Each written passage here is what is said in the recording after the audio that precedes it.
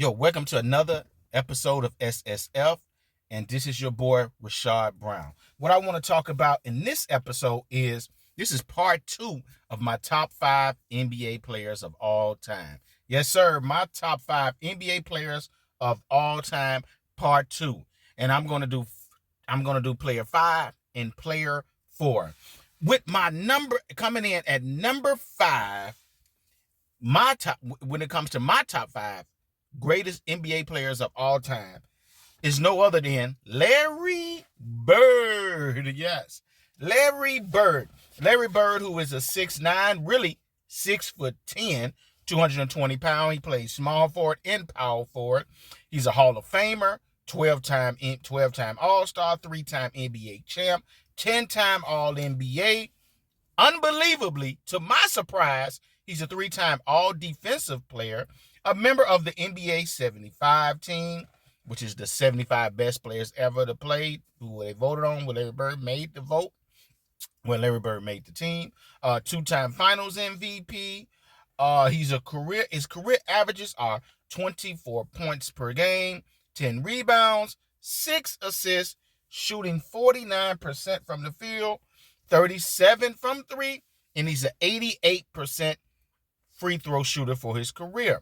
He won 3 MVPs, and out of his three MVPs, actually 3 straight years.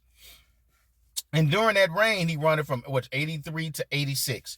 And during that 3-year reign, which he was the MVP all those years, he won 3 MVPs. He averaged 26 points during those 3 years, 10 rebounds, 6 assists, which was basically 6.7, which you can round it out to 7. 1.8 steals. I can't believe it. Larry Bird. 50% field goal percentage, 39% three-point percentage, and he was 89% from the free throw line. Larry Bird, to me, was a great scorer. He could really shoot the mid-range jumper, could really shoot the mid-post, shoot off the mid-post, shoot the 3 really well, could score off the ball. When it comes to coming off the ball, off screen, shooting the jumper, off the ball, shooting the 3, off the ball, going to the layups, can handle the ball really well when he can do the step back jumper, spin, go to the basket, go to the hole. And he really could do it all, could score really well in the post. And his shot was so way far back that you couldn't hardly block it. Although Larry Bird wasn't a great leaper, wasn't quick, wasn't fast, but he was very smart, very smart basketball player, and very skilled. He can handle the ball, can shoot the ball, and go to the basket. Could pass really good, had really good moves, so it was very hard to stop him. And Larry Bird, quiet as kept, passed the ball just as good as Magic. But the problem was that, the thing was, Magic had the ball way more than he did. He was, he had a point guard with Dennis Johnson and Danny Ainge. Those guys was handling the ball. But if need be, he could handle the ball, and he could pass really well to make anybody better, because he could make any pass, bounce pass, all those fancy passes behind the back. The dude could do it all. Also, Larry Bird, his impact on winning, before Larry Bird came, the Celtics had only won 29 games the year before. What was it, 78, 79? Only 29 games. The year Larry Bird got drafted, 79, 80, they won 61 games. And, of course, he won Rookie of the Year. And the reason why, because Larry Bird, he's so hard to stop scoring.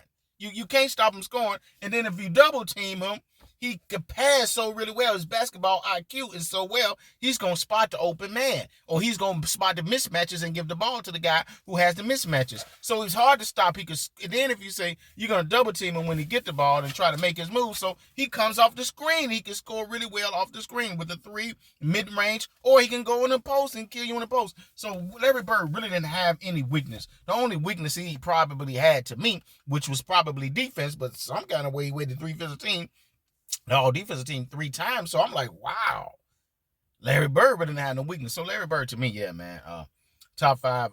He's in my top 5. I battled with him and Bill Russell, but Bill Russell was just one-sided. Really great defender, really great rebounder. Okay, scoring, he was limited. So I had to put Bird definitely above him in my top 5. Also, now let's go to my top 4. My top 4. Well, my number 4 player, should I say. And my number 4 player is, let me see, can you guess, baby? LeBron James. Now, some people probably sleep like, how is LeBron James not number 1 or 2? Well, you look at my other videos. I picked who I said who I thought was better than him. But LeBron, to me, 6'9", 260 pounds, 65 pounds. Or they got him listed as 250, but to me, that dude's more like 260, 265. LeBron, for his career, which is he been in the league 20 years and look like he's ain't slowing down at all. Well, he slowed down a little bit, but he's still playing at elite, super elite level. LeBron James for his career averaged 27 points, 7.5 rebounds, 7.3 assists, 50% field goal shooting, 34 from 3 throughout his career, 1.5 steals. He's an 18-time All-Star, probably going to be a 19-time, 18-time All-NBA, probably may make it 19 times.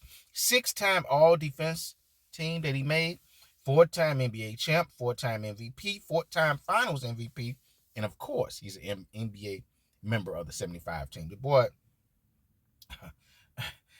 The boy stat line, the boy accomplishments is just ridiculous, man. And I'm not a LeBron fan, but I got to give him credit. LeBron James won 4 MVPs, and he won it from the years from 2009 to 2013. Those were the years. And those were the years where he probably was in his prime. And he probably was a little bit prime even after that. And during that year, those 4-year span, we won those MVPs. He averaged 27.8 points per game, 7.6 total rebounds, 7.3 assists, 1.7 steals. He shot 51% from the field, and 35% from the three-point line, as well as 76% from the free throw line. So LeBron, to me, is a great all-around player. You're talking about a guy that can really, really, really, really score. People don't credit him as a great scorer, but to be second to Kareem in all-time scoring list and about to break that list, about to break it this year, a guy that's a very streaky shooter. You know, when he get hot from 3 or hot from the mid-range, watch out. His game is really driving to the basket. That's where he's really dominant, is driving in the basket and posting up. He's really good at posting up because he's very, very strong. He can shoot the mid-range jumper over either shoulder, or the fadeaway jumper, should I say, over either shoulder, or he can spin, go to the basket, or overpower you. Also, he could drive to the basket because he handled the ball really well. He ain't got no fancy. He's not a fancy ball handler, but he handled it good enough to get to the basket. You know what he needed.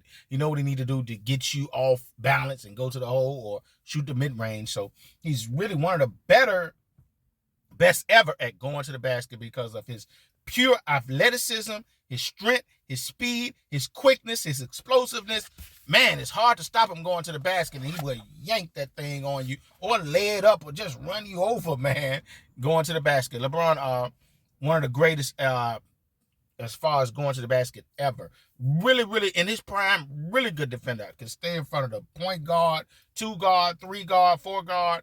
Some centers, you can put a great center, he ain't stopping them, but some centers, because of his sheer strength and his and he's able to stay in front of people because of his God-given ability with his lateral quickness, speed, strength, with a basketball IQ. When I seen him slow down Derrick Rose, who was the MVP in 2010, I was like, man, this guy's unbelievable. Then if you go up and lay that ball up, he blocking your shot because of he know how to time it well. He jumps really well. So LeBron has it all really well. If he had any weakness, he's a streaky shooter and not really kind of streaky at the free throw line.